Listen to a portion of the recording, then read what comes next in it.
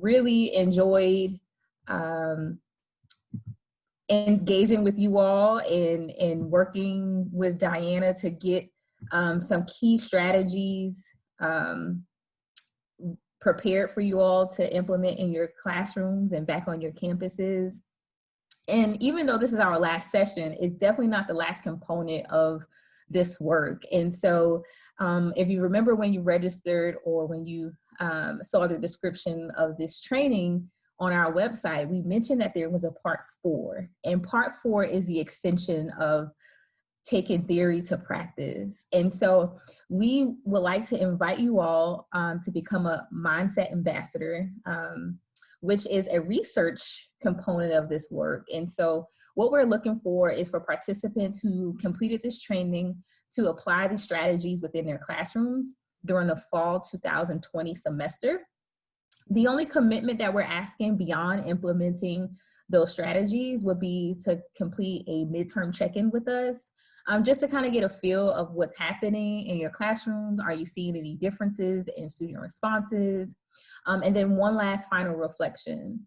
And so again, those are 3 components. We're asking folks to apply the strategies, to check in with us, and then provide us with a final reflection.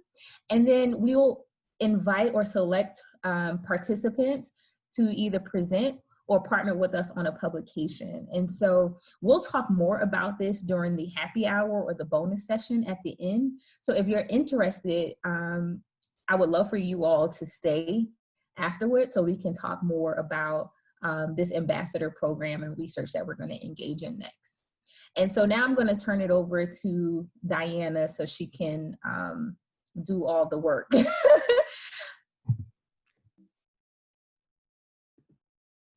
Good afternoon. I'm excited to present our 3rd session because what we're focusing on now are strategies and tools for promoting growth mindset in students. So what can you actually implement in your classroom, and how can you make observations and reflections around your classroom to unpack some of the issues we associate and connect to growth mindset? So with today's session, one thing I asked you to do ahead of time is some of you made Flipgrids around active and reflective learning strategies. And I wanted to share very briefly how I've used that in my classroom. And one strategy I've used around active learning is at the beginning of a proofs and logic class that I teach. I always ask my students, what is proof? And I tell them they can give theorems, definitions, examples, drawings. And what's really interesting is the theorem that comes up again and again is Pythagorean theorem. And we go on later in that course to prove that theorem. So it's always really interesting to see how many students bring that up when they hear the word theorem, and then for them to feel like they have a window into what we'll be doing content-wise later in the semester. So that's how I use a brain dump as an active learning strategy at the beginning of my course. But as you saw last session as well, you can also use it at the end of your course as a reflective activity. And I know I didn't do a formal introduction, but I think most of you know me by now. I'm Diana Bowen. I'm at the University of the Virgin Islands, and I am in the Department of Mathematical Sciences. So for today, we have a shorter session, and so I'm going to introduce you to our session. We're going to briefly debrief some of our pre-session activities. And then I'm going to talk to you all about one of our first objectives for our fall work, which is doing a student survey.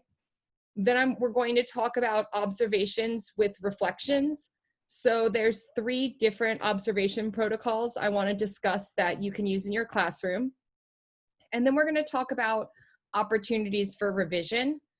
And you'll have a time to go into a Zoom breakout room and talk about active learning, and reflective learning activities, as well as activities for revision that you might use in your upcoming courses. And lastly, we'll talk briefly about session 3, part 2.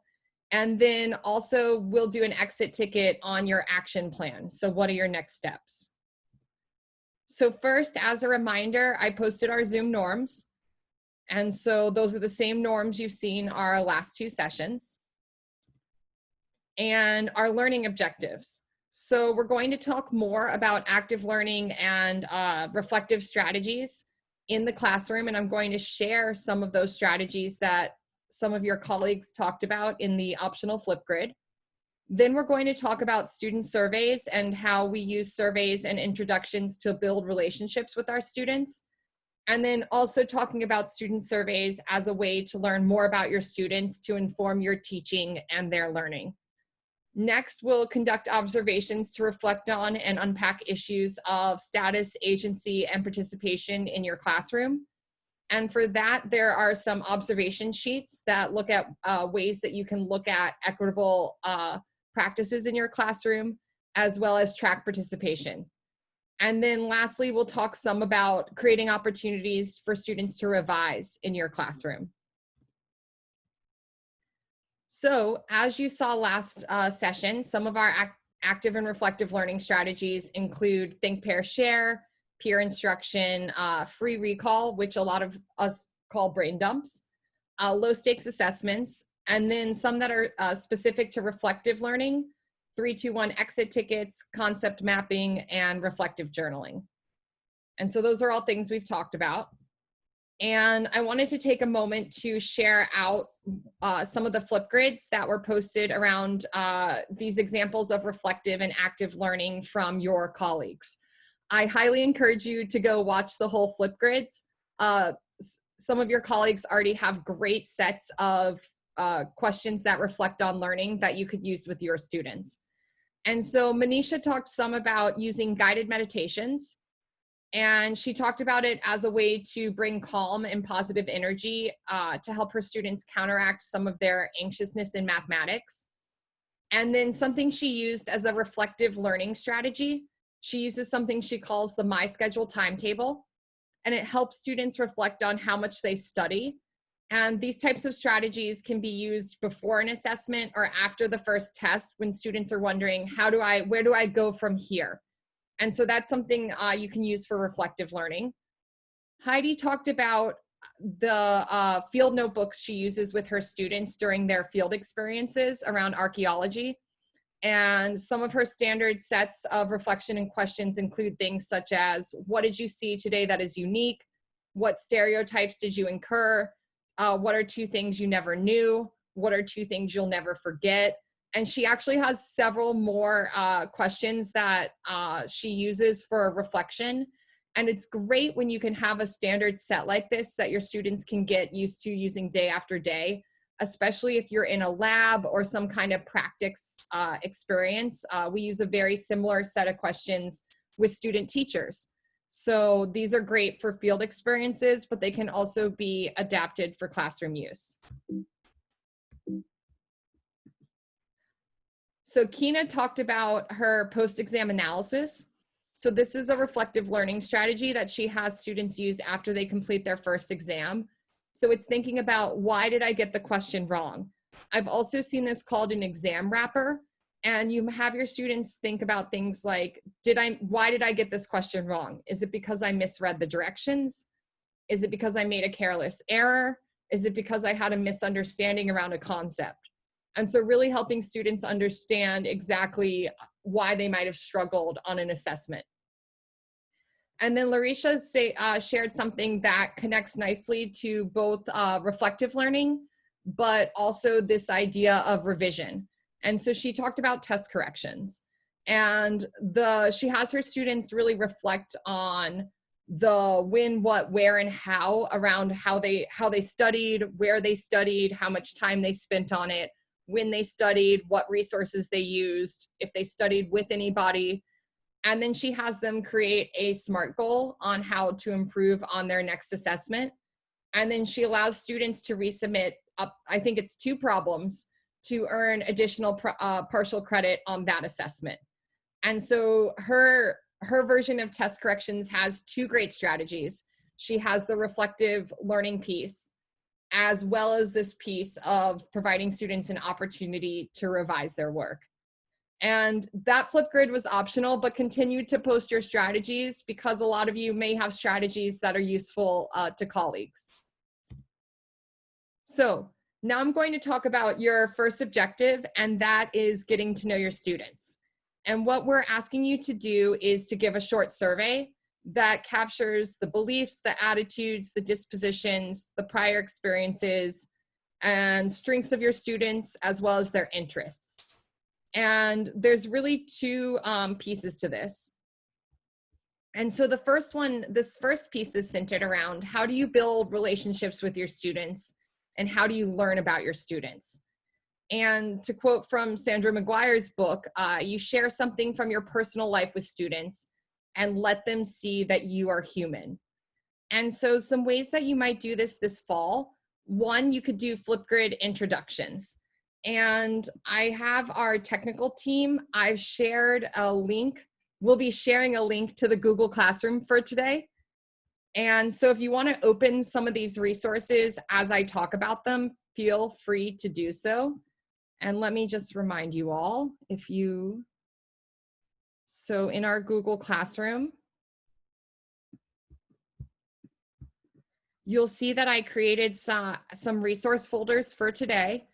And the first one, I'll be talking about activities that can be found under resources for student introductions. And so there's an example of a student survey, an example of a set of introduction questions, as well as an example of some different icebreaker activities you can use to get to know your students. So the first part is building relationships with them. So how do you find out more about them? How do you connect with them?